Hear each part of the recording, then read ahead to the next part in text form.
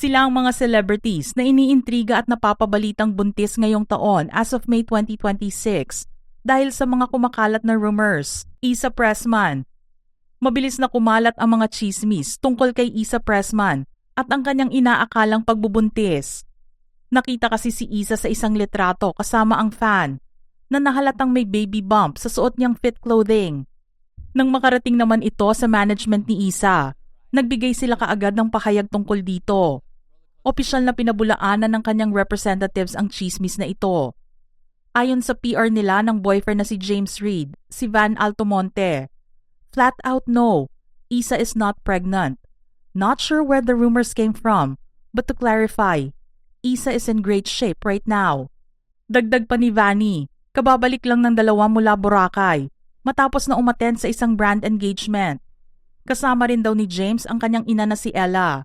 Sinabi rin niya na walang pakialam ang dalawa sa mga chismis na lumalabas at aware din sila sa usap-usapang ito. Kahit nga sinabi nila na hindi totoo na nagdadalang tao si Issa. Galing naman kay James sa isang interview noon na ang biggest life goal at top priority niya ay ang pagiging isang ama. Nagpahayag siya ng matinding pagnanais na maging very good at fatherhood dahil na rin sa inspirasyon sa kanyang relasyon sa girlfriend na si Issa Pressman. Kaya gusto niyang maging isang mabuting ama sa hinaharap. At dahil hindi isang human baby ang dumating sa kanila ngayon, sina Issa at James naman ay isang bagong fur parent sa kanilang Aussie Doodle na si Coda. Alex Gonzaga. Naging sentro nga ng usap-usapan kamakailan ang vlogger-actress na si Alex Gonzaga sa kanyang pagbubuntis kasunod ng serye ng mga cryptic updates sa social media noong nagdaang Easter. Sinasabing nagdadalang tao na si Alex matapos siyang magbahagi ng isang litrato sa IG na nakatalikod sa camera habang nakatingin sa labas ng bintana. Gayunpaman, mas umingay ang pag-uusap tungkol sa post na ito dahil sa kanyang original caption, "Thank you, Jesus, for this little life we have. Thank you for your grace, favor, and blessings. You have risen." Dahil sa isang phrase na nabasa sa caption, nagkagulo ang mga fans niya at sinabing nagbigay ng hint si Alex sa kanyang post. Ngunit makalipas lang ang ilang saglit, biglang nagbago ang kanyang caption at sinabing, "Thank you, Jesus, for this life that we have together. Thank you for your grace, trials, favor, and blessings. You have risen." Bagamat hindi pa sila naglalabas ng opisyal nilang pahayag tungkol dito, umani ng maraming positive reactions ang post na ginawa ni Alex. Masaya nga ang fans sa pagkakaroon nila ngayon ng baby dahil nakakatatlong beses na rin kasing nakakaranas ng miscarriage si Alex. Kaya rin sila maingat ngayon sa kanilang kilos at mga sasabihin dahil ayaw na nilang ma-jinx pa ang pagbubuntis niya.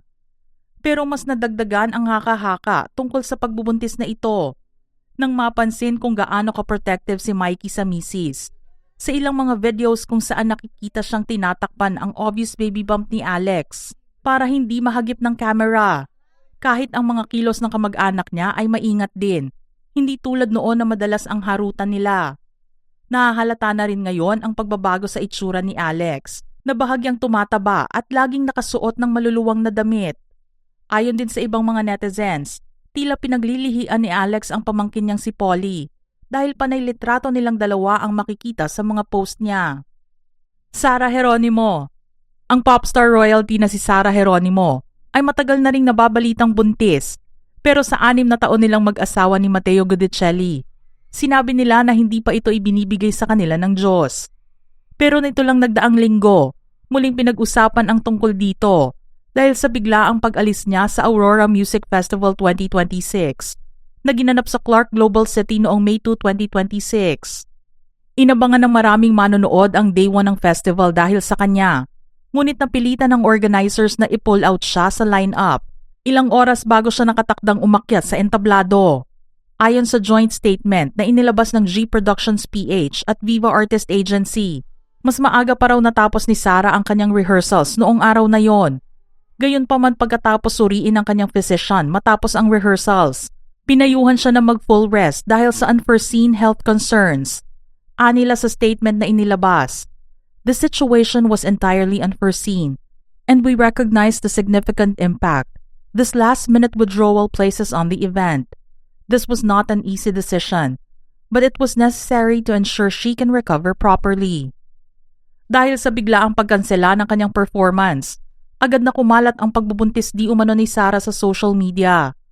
Maraming natuwa sa balitang ito dahil matagal naman nang bukas sina Sarah at Mateo sa kanilang pagnanais na magkaroon na ng isang maliit na pamilya. Charlie Dizon. Kakaibang excitement ang naramdaman ng mga fans ni na Charlie Dizon at asawang si Carlo Aquino dahil sa plano ng mag-asawa na bumuo ng sarili nilang pamilya. Bagamat madalas na kumakalat ang mga chismis ng pagbubuntis ni Charlie sa social media, batay sa nakitang baby bump sa mga recent photos ng aktres. Patuloy naman na nagiging transparent ang dalawa sa pagsagot sa usaping ito. February 2026 nang mapag-usapan ang tungkol dito sa pagdalo ni Charlie sa isang Netflix event nang makita ang sinasabing baby bump niya. Gayunpaman naging tahimik lang ang dalawa tungkol dito na nagpapahiwatig na wala itong katotohanan. Noong huling bahagi naman ng 2025, binanggit ni Carlo Aquino na umaasa silang sasalubungin ang isang baby sa taong 2026 at sinabing aktibo silang nagsisikap at nagdarasal para mapiyayaan ng anak. Ani nga ni Charlie sa isang interview, kahit hindi na siya mag-asawa, basta magkaanak siya, okay na. Pero dahil nga nag-asawa siya, sinabi niyang in God's perfect timing ang pagdating ng kanilang baby sa kanila. Sinabi rin niya na kahit may anak na sila ni Carlo, gusto niyang maging balanse ang buhay niya. May oras siya sa pamilya, maging sa kanyang sariling career. Janine Gutierrez. Tinuldukan na nga ng aktres na si Janine Gutierrez ang chismis tungkol sa di umano'y pagbubuntis niya.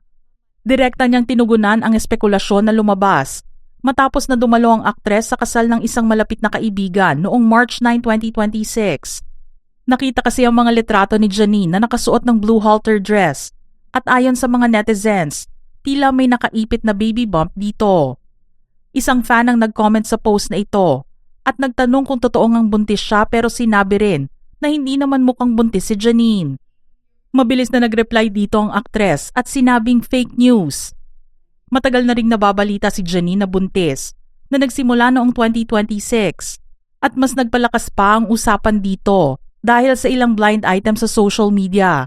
Ayon sa isang ulat, nagdadalang tao nga daw siya dahil konti ang projects na kanyang ginagawa ngayon. Samantala, mapapanood naman sa Netflix ang bago niyang proyekto na Balaraw, isang horror thriller series kasama si Charlie Dizon. Mga ka-showbiz peeps, ano naman ang inyong reaksyon sa ating listahan ngayon? Share your thoughts in the comment section below.